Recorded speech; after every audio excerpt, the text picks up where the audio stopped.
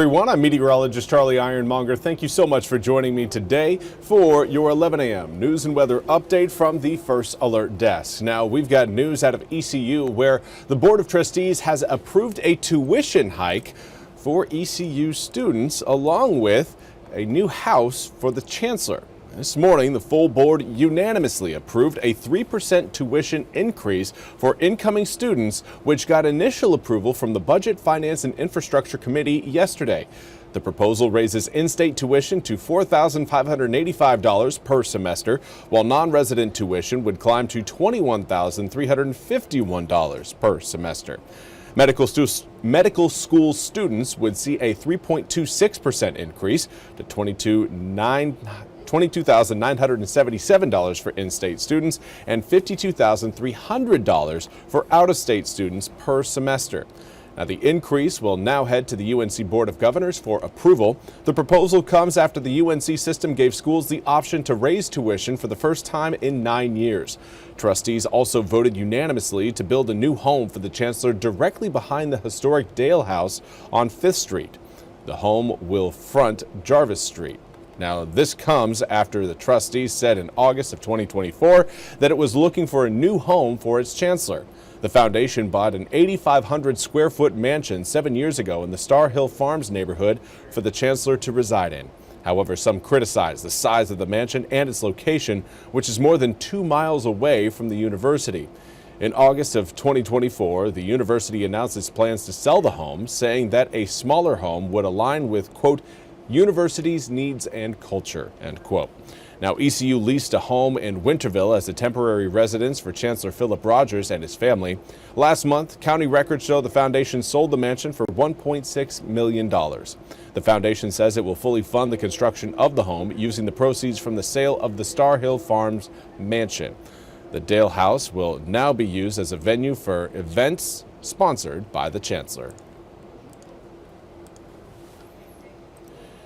And now we turn our attention to the ongoing war in Ukraine, where overnight hundreds of missiles cruised down across Kiev, creating debris and panic across citizens there. Now, NBC's Ralph Sanchez has more on the attack from London.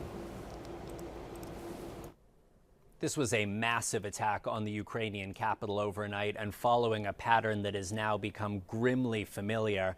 Authorities in Kyiv saying Russia launched some 400 drones, the idea being to overwhelm Ukraine's air defenses and then follow that wave of drones with a barrage of missiles. And it seems that it was those missiles that caused a lot of the major damage here. And authorities are saying that they have lost power and water in some areas of Kyiv and that there may be survivors under the rubble. Now, the Ukrainians are saying that they hit back with long-range cruise missiles. They're called Long Neptunes. They're made in Ukraine. That's interesting because the Ukrainians have been desperate for American-made Tomahawk cruise missiles. That's something that President Trump floated giving them and then decided not to in the end. The Ukrainians are saying they are having some success with these domestically made missiles. The reality, though, is Ukraine is still massively outgunned, especially when it comes to drone production. And this violence just underscoring that at this point, it really does not seem that President Trump's efforts to negotiate an end to the war in Ukraine are going anywhere. Raf Sanchez, NBC News, London. Well, thank you very much, Raf, for that report. We now turn to your weather forecast, and it's looking like another sunny day in eastern North Carolina. It's been the theme so far this week. We did have a cold day on Tuesday, but we have since warmed up. Right now, we're approaching the 60-degree mark in Washington, currently 58 degrees along the Pamlico River. 28-degree dew point, highlight again just how dry the air is, but it is sunny no matter where you go in the east today. From Washington all the way to the coast, even along the Neuse River, we are looking at sunny skies. Air temperatures right now in the upper 50s, mid to upper 50s, that is, along the Neuse River in New Bern. 57 degrees, comes with a north-northeasterly breeze at about 8 miles per hour. Here's a look at your air temperatures. Again, most of us in the mid to upper 50s, a few of us starting to sneak into the 60s. Jacksonville, Beaufort, both reporting a 60-degree reading at this hour, but north to northwesterly winds, well, some areas actually reporting more of a northeasterly breeze. Regardless, northerly winds today will cap our air temperatures in the mid 60s. We're not going to be getting all that warm. We're essentially going to be matching our seasonal average. But coming up for tomorrow, when those winds shift around, that's when we will really start to feel a little bit more heat move into eastern North Carolina. So for this afternoon, plan on the low 60s, and northwesterly wind should blow in generally at around 5 to 10 miles an hour. We're at that range right now. Then later on tonight, you will see winds go calm as we head towards 5, 6, and 7 p.m.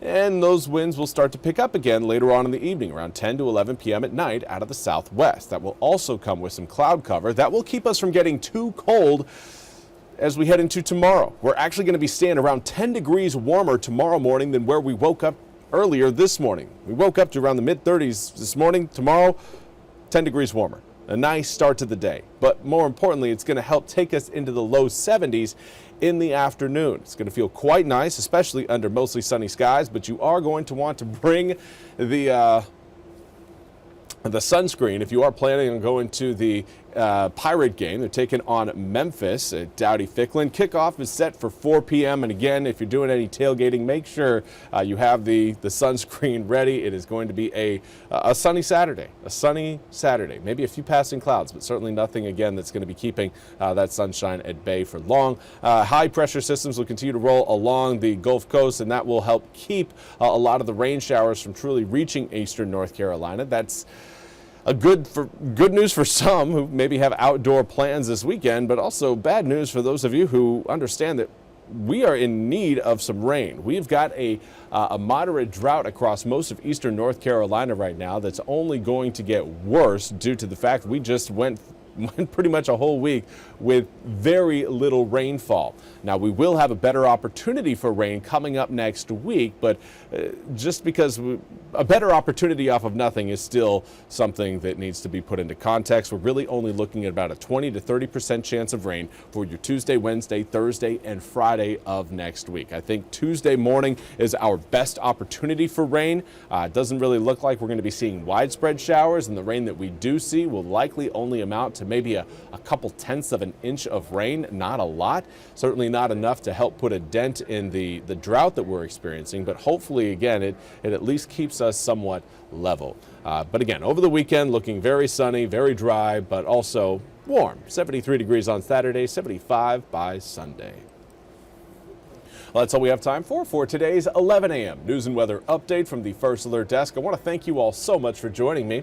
We'll be back with more news and weather coming up at the top of the hour. Until then, I hope you all have a fantastic Friday.